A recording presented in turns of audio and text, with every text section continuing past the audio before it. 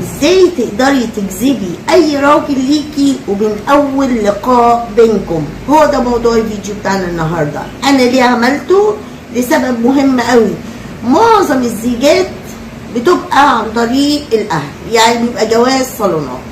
فلو انت جاي لك عريس انت شايفه ان هو مقوماته كويسه ونفسك ان الجوازه تتم، انا هقولك لما يجي يشوفك لاول مره تتصرفي ازاي بحيث انك تجذبيه جدا ويبقى حريص على اتمام هذه الزيجه بشكل اللي يرضيكي. وخليكوا عارفين ان كل اللي بيحصل في هذه المقابله هو نتيجه ردود افعال على تصرفاتك انت. عشان كده انا هفهمك تتصرفي ازاي، تتعاملي ازاي بحيث ان احنا نكسب العريس ده. اتفقنا؟ هو ده موضوع الفيديو بتاعنا النهارده. لو اول مره تشوفي قناتي دعميني باللايك واشتركي في القناه، واي سؤال انتوا عايزينه اكتبوه لي في الكومنتات وانا عينيا الاتنين ليكم، وركزوا معايا واحده واحده.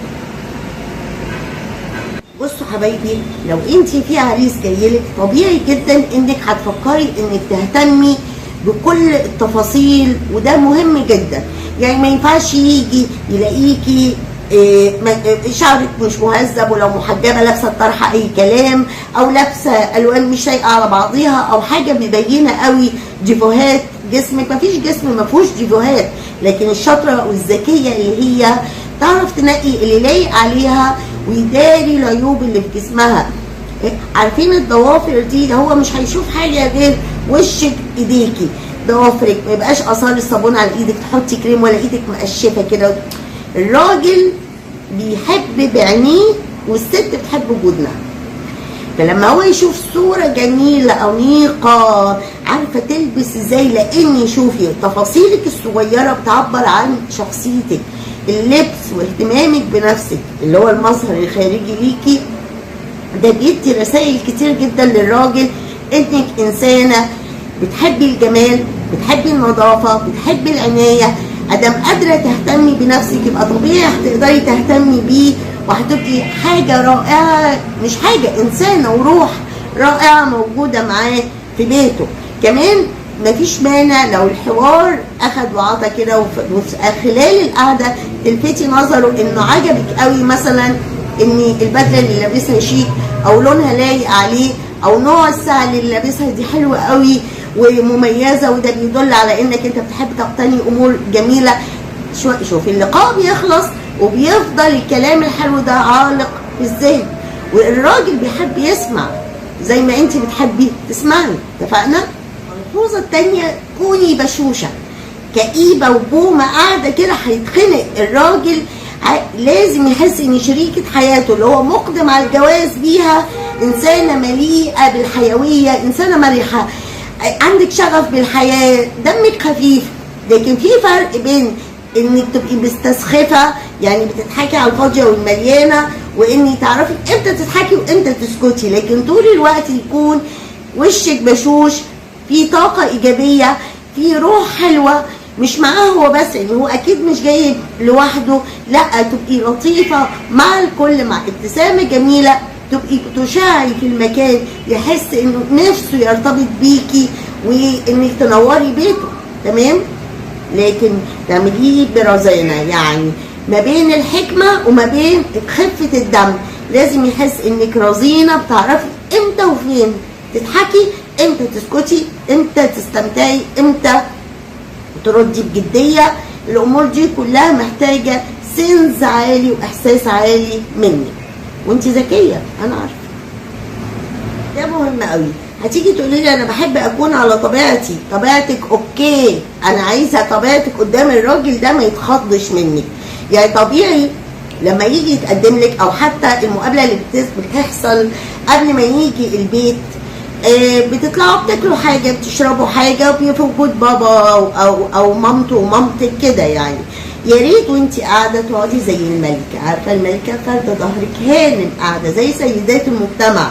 لما تيجي تاكلي ما تفتحليش بقك على الاخر، انا على طبيعتي انا لطيفه، لا، افتحي بقك كده بشكل انيق، تاكلي بشكل انيق. لو انتوا مستواكم الاجتماعي من النوع المسموح انك تاكلي بالشوكه والسكينه، كلي. يعني ما يبقاش فيه تصنع في تصرفاتك، لكن تبقي رقيقه، ما بتعمليش صوت وانت بتشربي، ما توقعيش على نفسك. الحاجات دي بتفرق جدا مع الراجل، خصوصا قعدتك ظهرك كده مفرود، قاعده زي الملكات.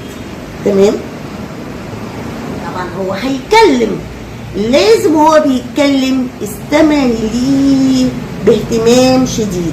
لا تتخيلي، وده مش هيبقى في لقائكم الاول بس، ان شاء الله في كل اللقاءات تبقي مستمعه ليه، لان ده بيديله شعور ان في حد مهتم بكلامه، وده بيجذبه جدا ليكي انه يحس بهذا الاهتمام، وتكوني مستمعه ايجابيه مش سلبيه. يعني ايه كده سلبي، مفيش اي يعني تخنقيه، مش هتخليه يكمل، لكن عايزاه يتكلم تبقي مستمعه ايجابيه. يعني ممكن هو بيكلمك تستخدمي كلمه من كلماته اللي هو قالها وتردي بجمله معينه من غير مقاطعه مستفزه، فاهمه؟ لما يجي دورك كده في الحوار كونك تستخدمي كلمه من كلماته، هيعرف قد ايه انت منصته ليه وبتسمعيه بجد وباهتمام، مش بتتظاهري بده، وهيحس انك مريحه. لازم وانت بتسمعيه في شعور بالراحه، لان لو الراجل ما لقاش شعور بالراحه منك وانت وهو بيتكلم وانت سامعاه، ثقي ان هو مش هيكرر، هيقول انا مش مرتاح. طب الراجل ازاي هيحس بالراحه؟ لما يحس في توافق.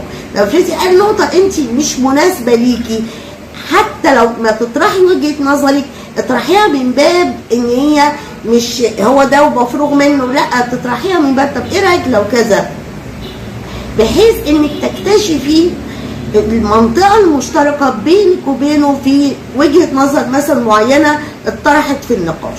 اتفقنا؟ اياكي تتخلي عن حيائك، تبقي عندك حياء جميل جدا. من اكتر الامور اللي بتجذب الرجل للمراه ان هي تكون خجوله، عندها حياء، بتتكسف. ده بيديله شعور بالطمأنينة، ودي المرأة المفضلة عند الرجل. ادام هيتجوز، انت مش زميلته، مش صديقته، الكلام اللي احنا مش عندنا في اسلامنا ده، لا انت هتبقي مراته. ان هو يحس انك خجولة، عندك هذا الحياء، ده بيطمنه على سلوكك، انك بشكل عام سلوكك ليه التزام، تعرفي امتى تتكلمي، امتى تضحكي، ازاي تبصي في الارض. الحركات الجميلة دي اللي هي لازم تبقى فعلا جزء من شخصيتك، لان عشان تكون عارفين ان الحياء بتاع المرأة وخجلها معناه ان هي انثى بمعنى الكلمة. اياكي والندية، تجنبي الندية وانت بتتكلمي مع هذا الرجل، لان او انك تقولي عبارات فيها المساواة بين المرأة والرجل، لان الرجالة عندها مفاهيم خاطئة عن هذا الموضوع، موضوع المساواة هتعمل راسها براسي.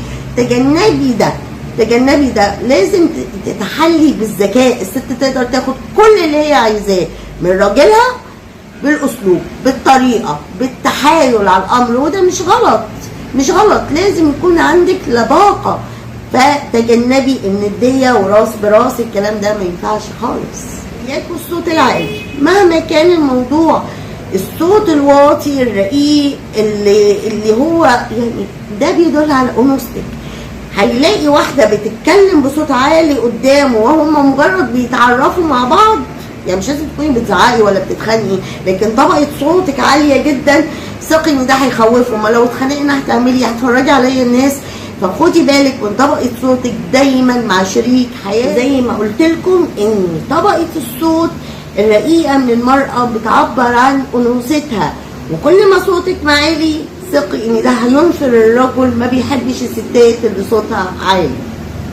ما تتصنعيش ولا تمثلي، خليكي على طبيعتك، خليكي انسانه طبيعيه، لان الراجل بيكشف الست المزيفه في تصرفاتها وافعالها. وما تحاوليش انك تجملي نفسك بامور هي مش موجوده فيكي اصلا. في فرق انك تعملي اللي انا قلت عليه ده وتخليه جزء من سلوكك وتدربي نفسك عليه، وانك تصطنعي وتبقي انسانه مزيفه. هو هيحس بده وهيهرب فورا، هيقول هي بتمثل ليه؟ يبقى في مصيبه. صح؟ اخطر نقطه هنتكلم عليها بقى ثقتك في نفسك. لازم تكوني انسانه واثقه في نفسك جدا، لكن مش مغروره. الراجل ما بيحبش وبيكره الست المغروره المتغطرسه، خصوصا انه ده جاي هيتجوز واحده مغروره هتطلع روحه. لكن انسانه واثقه في نفسها، يعني قادره تاخد القرار، بتعرف تفكر، حاسه بقيمه نفسها، ده بيجذب الراجل جدا. انا كده خلصت الفيديو بتاعي، اتمنى ان هو يكون افادك، واتمنى لو اول مره تشوفي قناتي شرفوني بالاشتراك ودعموني باللايك. انا بحبكم قوي.